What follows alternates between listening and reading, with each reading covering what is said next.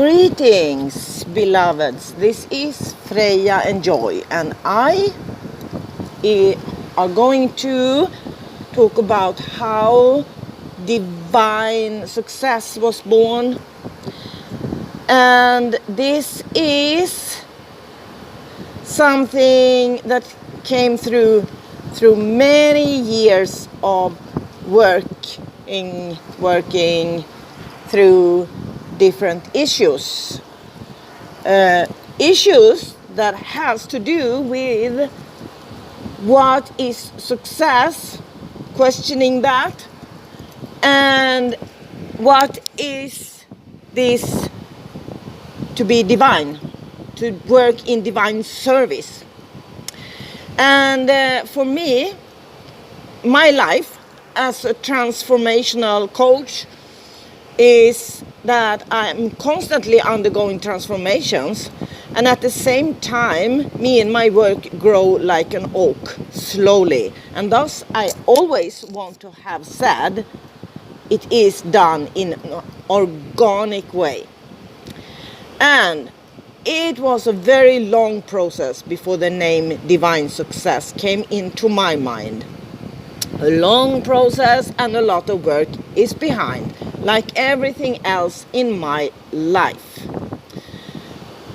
So, it was a very long process before the name Divine Success came into my mind, and I did feel I will take in it as a sign in my work for my own. And this was just some months ago in July 2017. This article that I wrote is from July 2017. And it was a long process, and a lot of work is behind. My choice to use the combination of the two words divine and success has a very deep root and is very well developed, researched and reviewed by my own experiences.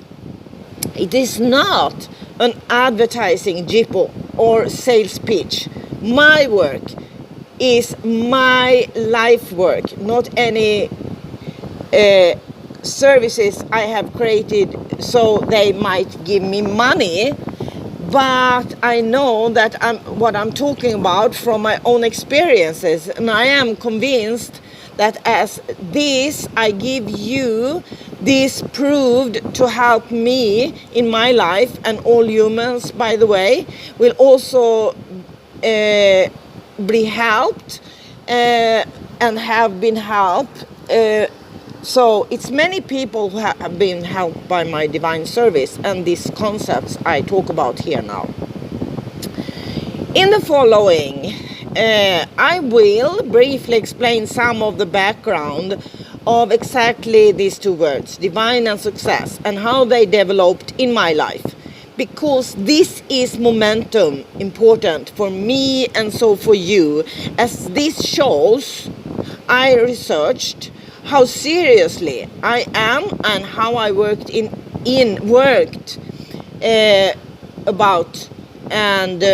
with everything I have done and do. And don't take this that I work a lot like it's boring for me or I feel like it's a demand. It's not that, because I love my work, because it is a work, but it's not like I am under someone else doing something that is boring, because I exactly love what I do and work with. I love to be in divine service and everything I'm going through. The fact that I have undergone university graduate education is not the reason why I always research the fundamentals of all the work I do. My research work already started when I was a child, really. And in addition, I definitely consider it in a more profound way to research than what is taught at the university. I'm born with a very big appetite to learning things, and my driving force is my outrageous curiosity. I read a lot of books as a child, certainly. I had a best friend who was a boy where I grew up in Sweden, and he was a good playmate because he had the same imagination and humor as I have. But my best friend was God. He, I spoke to daily, and every night before I was going to sleep, I performed a prayer ceremony of at least 1 hour, 60 minutes, where I read the name of everyone I knew, and in my prayers, I prayed for them, that everything would be good for them. I sang hymns and talked about animals and nature with God. Like everything else in my life, I searched and looked for answers everywhere on all my questions. And I created stories, fairy tales, series of humor, painted portraits, painted frame paintings, created clothing design. Then I cut into fabric and sew up. I created color prints on fabrics, and then I sew up my clothes. I learned to play music on my pedal organ, on the hook, and then play from notes on the piano. I sang for my family and in 2 church choirs. I also wrote my own music. I love to bake bread and cook, and used to surprise my mother with wonderful breakfast on Sunday mornings. I danced classic ballet. I loved being in the deepest forest with my grandmother. She picked different berries, and I spoke to nature. I created vases with big, beautiful stones with flowers, mosses, and leaves. I listened to the creek, especially a brook named Stenbäcken. An incredibly beautiful stream with small waterfalls and a lot of small people. I love being in the deep forest and had my own experiences there, while grandmother had her own experiences. I loved talking to nature and all the little people who lived there when I was a little child, and with all the animals, the trees, the wind, the sun, the stars, the water and the moon and the earth. For me, love was and is angel sphere, the angel's sphere.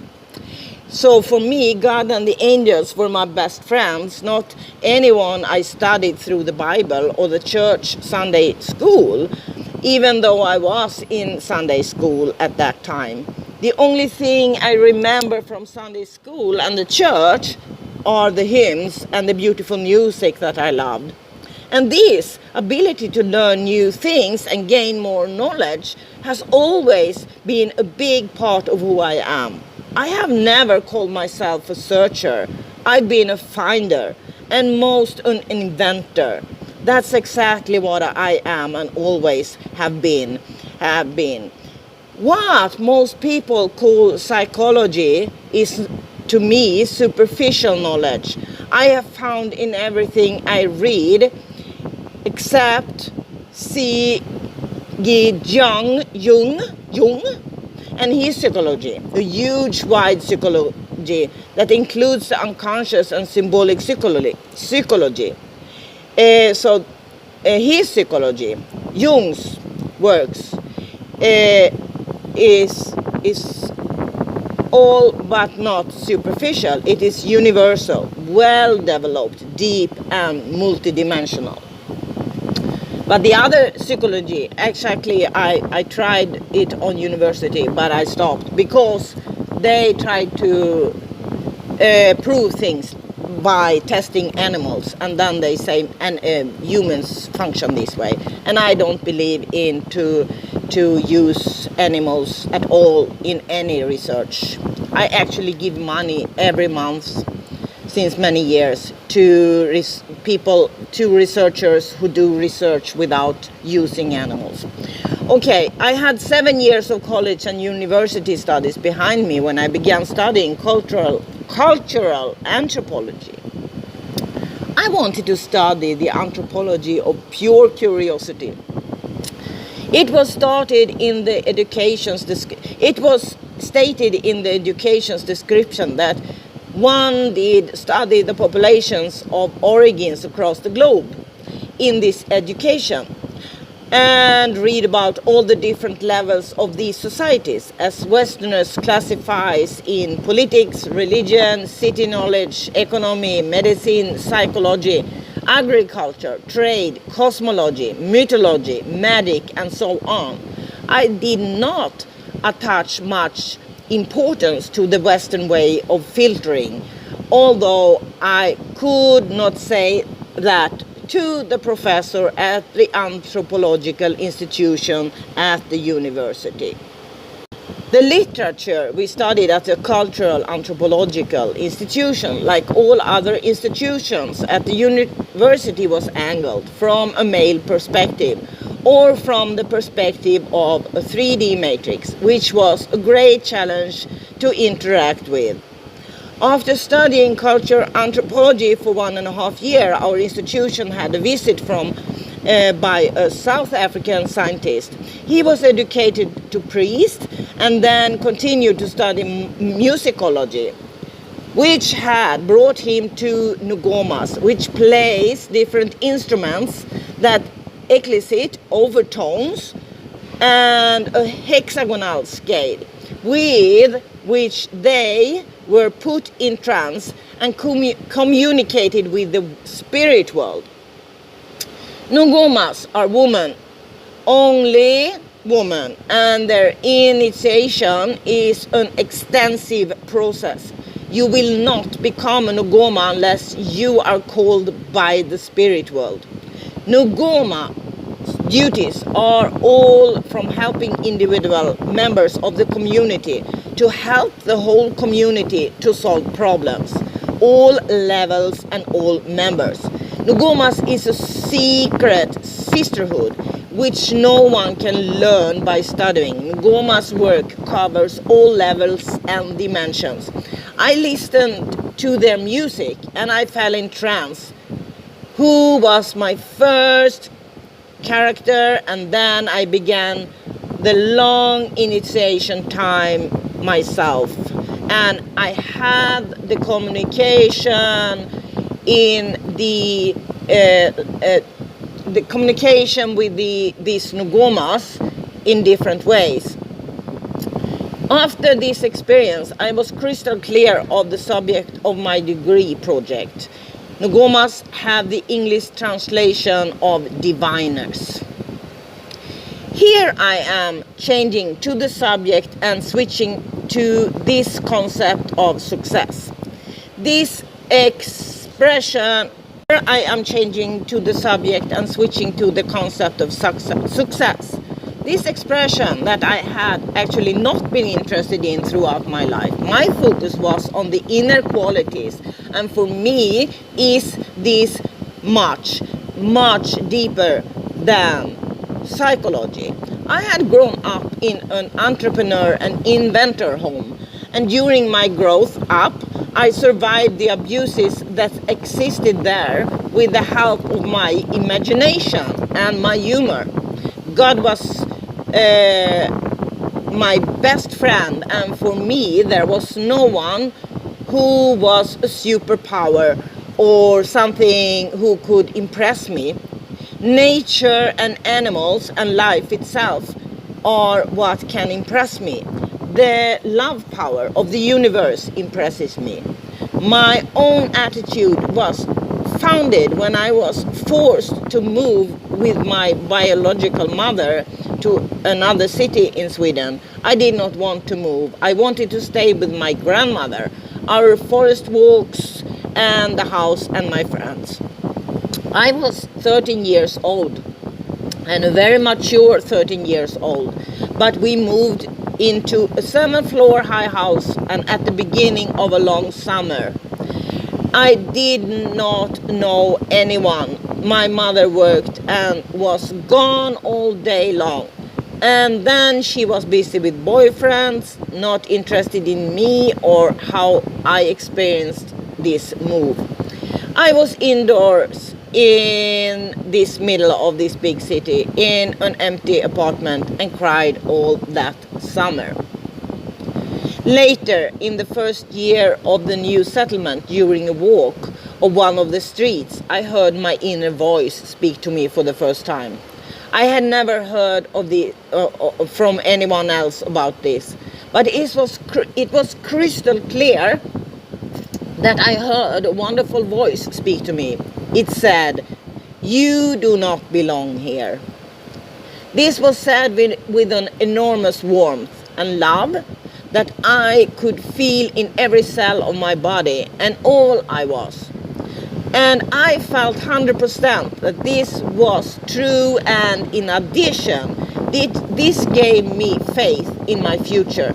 I saw myself as my own research object, and it started here. In my various roles, such as lecturer, workshop leader, teacher, leader, guide, healer, coach, inspirator, and so on. There were many reasons to get acquainted with the word success, and which you as my listener here now understand. Was this something I studied for many years? Yes, since the 1970s actually, when I understand, made a success in Swedish radio television because I worked there. But I was not satisfied myself by then. Then, just like now, it's the inner path time, the very deep winding path within I walked and wandered and will continue to do. After a life where I passed through even several deep traumas and survived these, even though I was close several times, I was close to be physically dead. I had succeeded all of them myself. Not a simple matter. I sought help a number of times when I thought I did not see any way out. Just too little experience that I looked through all the therapists, healers, doctors, wherever I sought help. I saw through them. I knew their thoughts and their energy, and they could not at all see me. But I needed to experience this time to be completely convinced that I was very unusual and unique, more than most people, and to dare believe in this. I grew up in 3D matrix family and 3D matrix society. I could not believe big things about myself, but I would think big things about all the authorities, because I thought that's what you should be. But deep inside of myself, of course, I didn't believe in this. I can't figure out how many times I became convinced that these 3D authorities did not have qualifications at all. They pretended to listen, but they had neither deep depth or experience to be able to listen and help and see and understand. That's how I realized all the old programs and could continue to develop Dolphin Yoga 5 Stars program, First Class Education International in Hana, Hawaii, 2000. Now I switch to this success concept, and that I have thus questioned its general significance. I have felt within my mind that this general way of looking at success does not work for me in my life. Not a single person I've met has been successful as I do, as I look at it, and when this is the only possible way to look at real success in my eyes. My way of evaluating what is real success is, it is really unusual but most logical. and I do not work primarily with 3D logic, but the quantum logic and the highest logic path, which is also the name of dolphin yoga, the path of the highest logic. Hard to live among 3D matrix creatures who can't absorb the higher logic. They choose to fear instead of love. They choose to fear instead of love. So the general way of looking at success is nothing to me as it seems. I'm a natural child. After working as the Ascension Guide and Quantum Healer since 2014, after one of my Mother Earth ceremonies, it came to me that it is only one kind of success for me, and that is divine success.